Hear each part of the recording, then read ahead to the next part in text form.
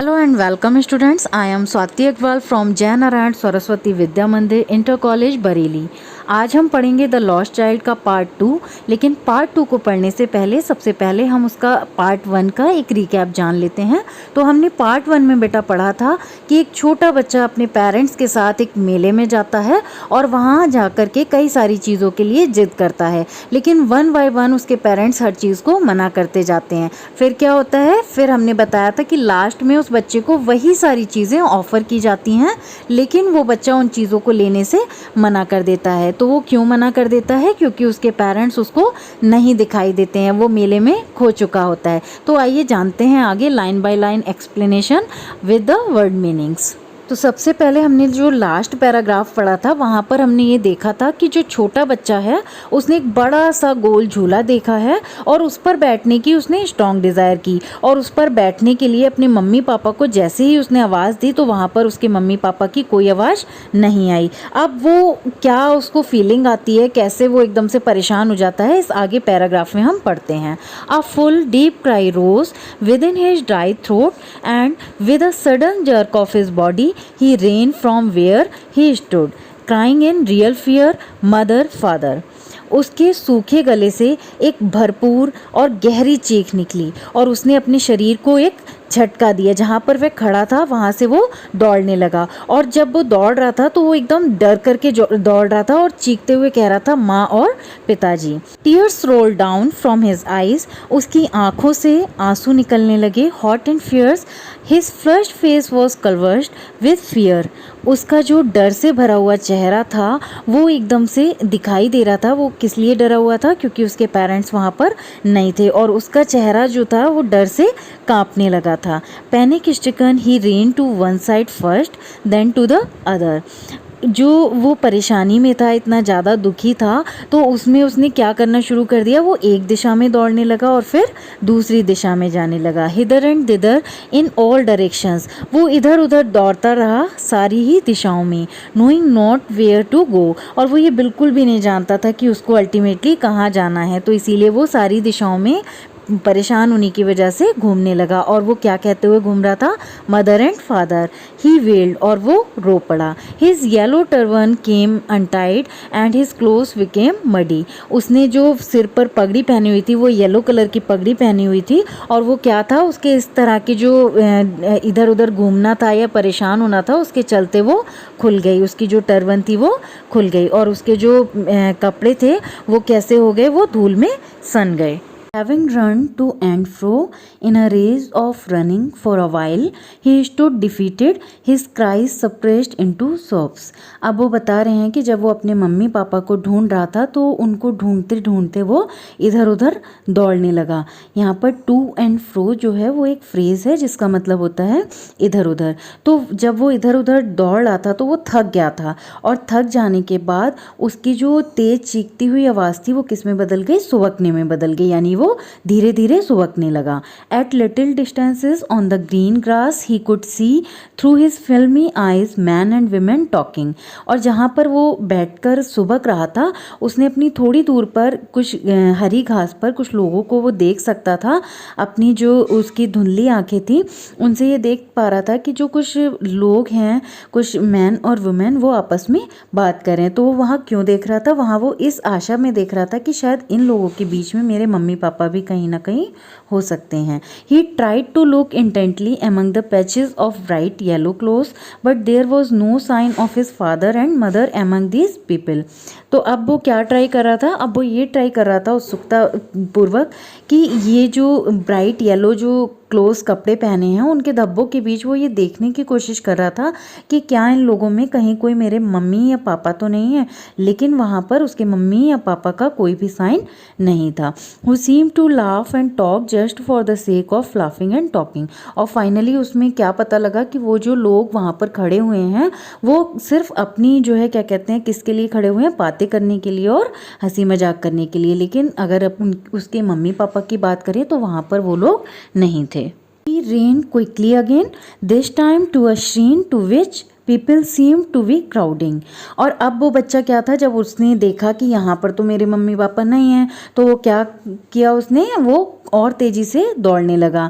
This time to a श्रीन, श्रीन कहते हैं एक मंदिर को। तो वहाँ पर जो टेम्पल था उसके पास वो चला गया। वहाँ पर उसको कई सारे जो लोग थे वो भीड़ लगाते हुए दिखाई दे रहे थे।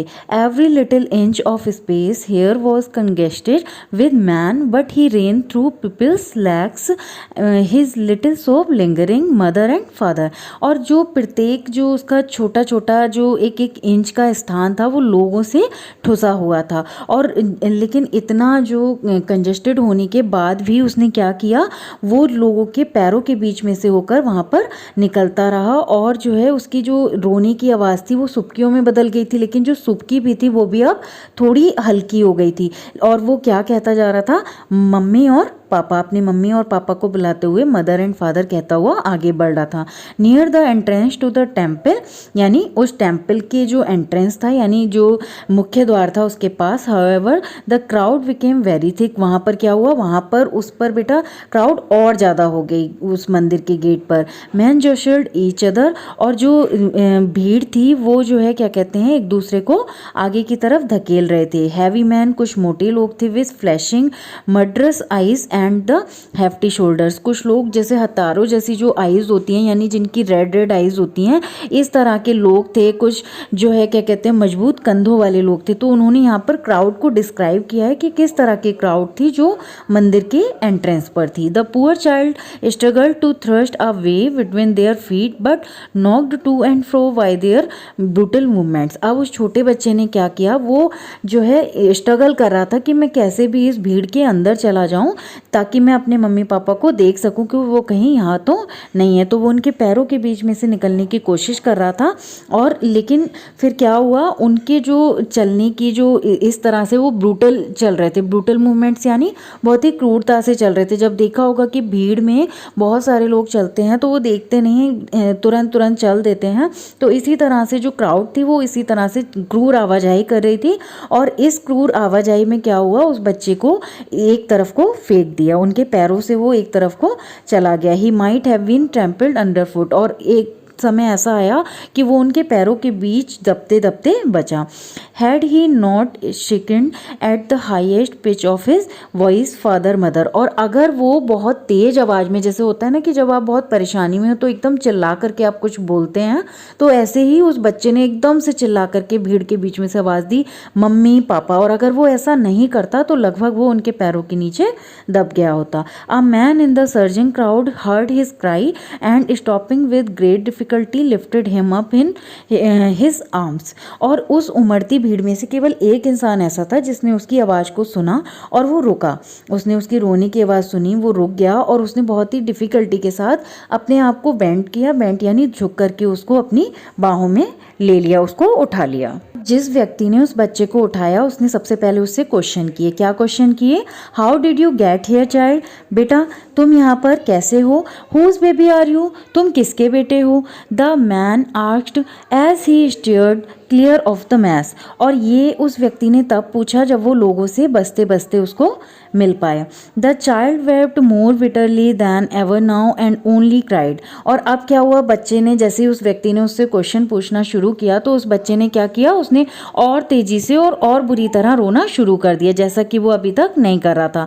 आई want my mother, I want my father, और उसने क्या कहा कि मुझे मेरी मम्मी चाहिए और मुझे मेरे पापा चाहिए। अब उस इंसान ने सोचा कि ये एक छोटा बच्चा है और अगर मैं इसके इंटरेस्ट की चीज़ के पास ले जाऊंगा तो ये बच्चा खुश हो जाएगा। यही सोचते हुए उसने क्या किया, the man tried to soothe him by taking him to the roundabout. Roundabout यानी गोल झूला जो होता है उसको कहते हैं। तो उस इंसान ने क्या किया, उसको जो है कंसोल किया थोड़ा सा और उससे ये कहा कि चलो जो है तुम्हें झूले पर ले जाता हूँ। Will you have a ride on the horse, क्या तुम घोड़े पर सवार करोगे, जो घोड़े वाला झूला होता है उस पर उन्होंने पूछा कि क्या तुम इस पर जाओगे। He gently asked as he approached the ring, और उसने जो है उसको बहुत ही प्यार से बच्चे को पूछा कि जो है जब वो उस रिंग के घेरे पर पहुंच गया।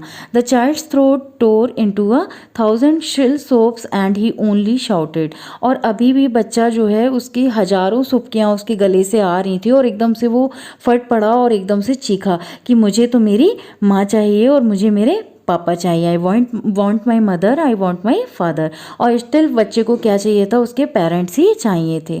The man headed towards the place where the snake charmer still played on the flute to the swing cobra.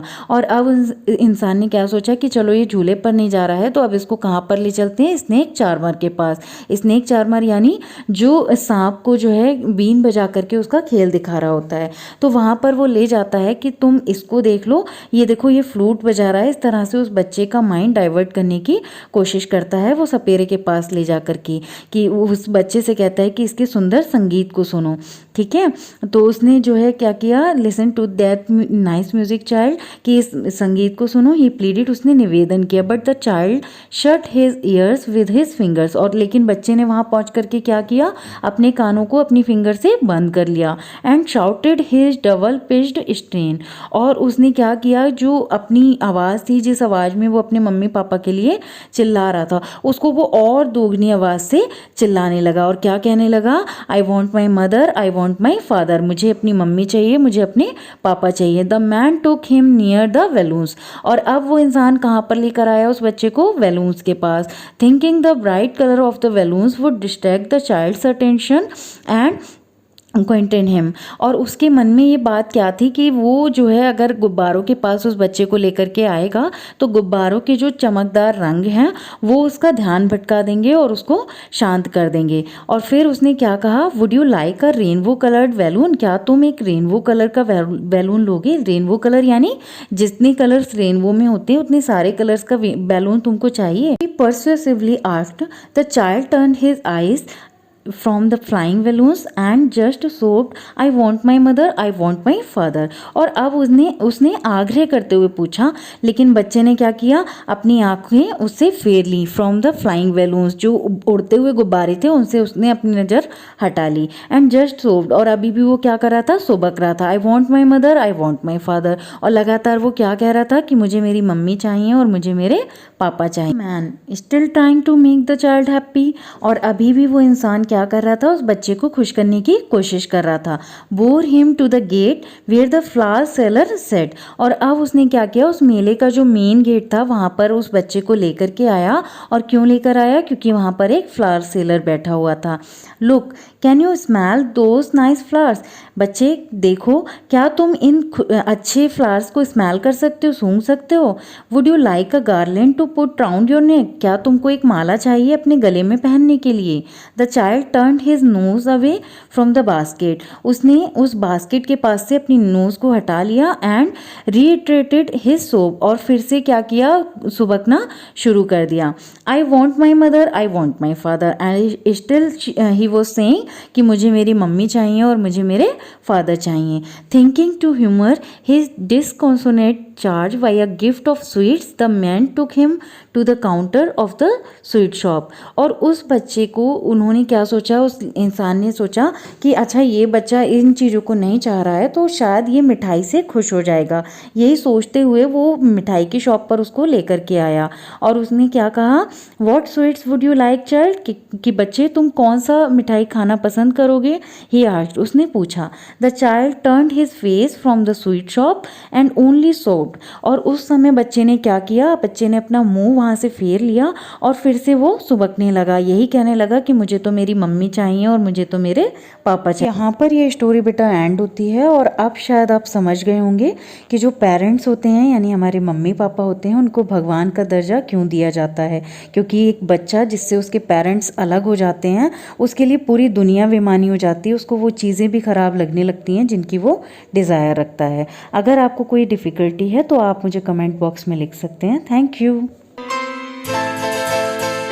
ये तो सच है कि भगवान है मगर फिर भी अनजान है। ये ये तो सच है कि भगवान है मगर फिर भी अनजान है। धरती पे रूप माँ बाप का उस विधाता की पहचान है। ये तो सच है कि भगवान है